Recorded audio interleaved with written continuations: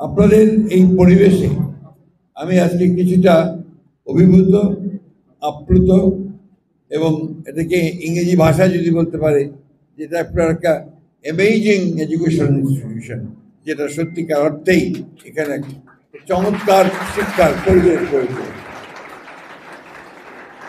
আমি বিশ্বাস করি যে যারা এই প্রতিষ্ঠান চালাচ্ছেন তারা মানবতার স্বার্থেই কাজ করছেন, মানুষকে উন্নত করবার জন্যে, তার মন মানসিকতাকে উন্নত করবার জন্য, সেই সঙ্গে একটা সুন্দর বিভেদ মুক্ত, বিভাজন মুক্ত একটা সমাজ গড়ে তোলবার জন্য কাজ করছেন।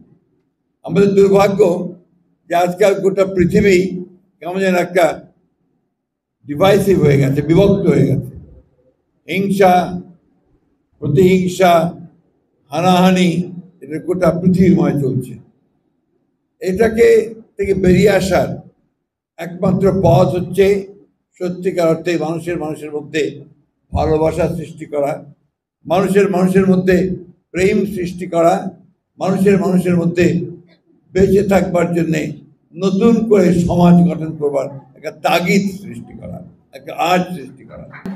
আমি অত্যন্ত আনন্দিত এখানে যে ছেলে মেয়েরা এখানে কথা বললেন, আমাদের প্রধান শিক্ষিকাটি কথা বললেন, সব মিলিয়ে আমি অত্যন্ত আনন্দিত এবং আশাবাদী যে এই স্কুল থেকে আমরা অত্যন্ত ভালো ভালো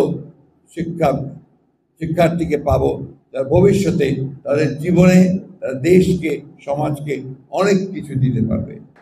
কিছুক্ষণ আগেই যে একটা কথা বলছিলাম যে আমরা বাংলাদেশ 1971 সালে যখন আমরা বাংলাদেশের জন্য যুদ্ধ করি, স্বাধীনতা যুদ্ধ, সেই যুদ্ধে আমাদের প্রধান যে লক্ষ্য ছিল, সেই লক্ষ্য ছিল যে একটা সত্যিকার অর্থে একটা গণতান্ত্রিক রাষ্ট্র তৈরি করা।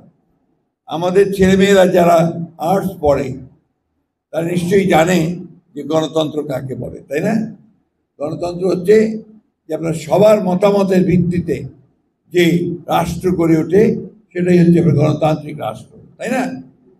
তো এই যে একটা সবার মতামতের ভিত্তিতে গণতান্ত্রিক রাষ্ট্র গড়ে ওঠা, এটা থেকে আমরা দুর্ভাগ্যক্রমে অনেক দিন এটা বঞ্চিত ছিল।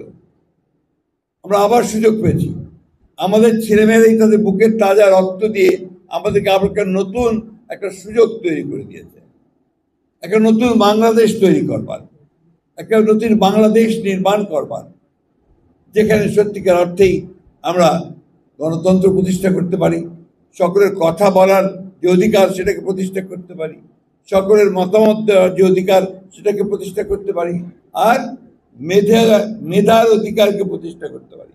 অর্থাৎ যারা ভালো তারা সবসময় যেন সামনের দিকে থাকতে পারে, মেধা নিয়ে সামনে যেতে পারে, সেটাকে আমরা নিশ্চিত করতে পারি। আরেকটি কথা, সকলের জন্য শিক্ষার যে অধিকার, সেই অধিকারকে আমরা প্রতিষ্ঠা করতে পারি।